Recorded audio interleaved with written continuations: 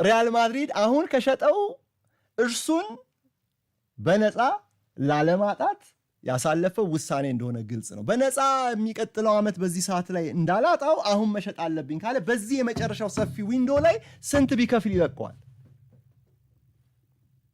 የኔን ግምት ተውት፣ ምንም አይጠቅማችሁ።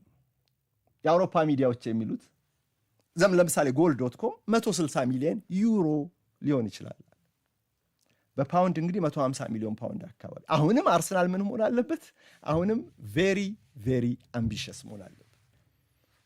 ለድርድር ሊሆን ይችላል። አንድ ዓመት ኮንትራት ለቀረው ተጫዋች እኔ አላምንም 160 ሚሊዮን ፓውንድ መጥሪያ መደራደሪያ ሊሆን ይችላል። አንድ ዓመት ብቻ በቃ ፍሪ ኤጀንት ሊሆን ጫፍ ላይ ለደረሰ ሪያል ማድሪድ በቃ ሊሸጠው ይቁረጥ እንጂ ቪኒም ሊወጣ ይቁረጥ እንጂ በቃ ከዚህ በኋላ አልደራደርም ይበል እንጂ 160 አይመስለኝም። ግን እሺ ከኔ በላይ እነርሱን እመኑና 160 ሚሊዮን ዩሮ ይላል goal.com መነሻ። የራሳችሁን ግምት ውሰዱ። እዚህ ጋር ግን አንድ እውነት አለ። ቪኒን ለመግዛት አርሰናል በዝውውር መክፈል አለበት።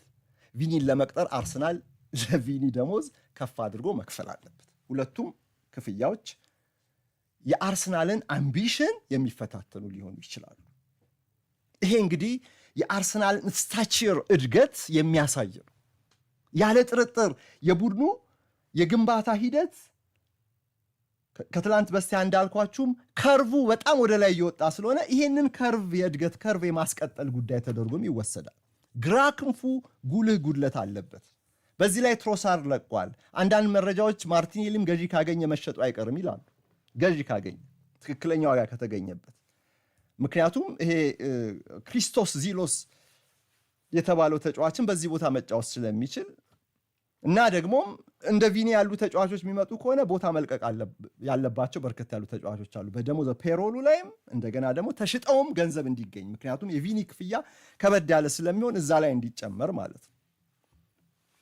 እንግዲህ አሁን ቪኒሲየስ ጁኒየር በሆሊዴይ ላይ ነው ያለው። ውድ አድማጮች እረፍቱን እያጣጣመ ነው። በሚቀጥለው ሳምንት ነው ወደ ሪያል ማድሪድ ሪፖርት ያደርጋል ተብሎ የሚታሰው። የዓለም ዋንጫውን ረፍት እያጣጣመ ነው። እንግዲህ አርሰናል ለዚህ ቦታ በርካታ ጥሩ ስሞችን ከዚህ በፊት ለማስፈረም ሞክሮ አልተሳካለትም። ራፊና፣ ኒኮ ዊሊያምስ፣ ሮድሪጎ ኢቨን ፔድሮ ኔቶን አንድ ሰሞን ሚሃይሎ ሙድሪክን ታስታውሳላችሁ ቼልሲ እስኪያስፈርመው ድረስ። ከ2020 በኋላ እነዚህን ስሞች በብዛት ሰምተናል ለዚህ ቦታ። ሙሳ ዲያቢ፣ ኢቨን ሰሞኑን ሞርጋን ሮጀርስ። ይህም ቦታ ለማጠናከር ያደረገው ጥረት ሁሉ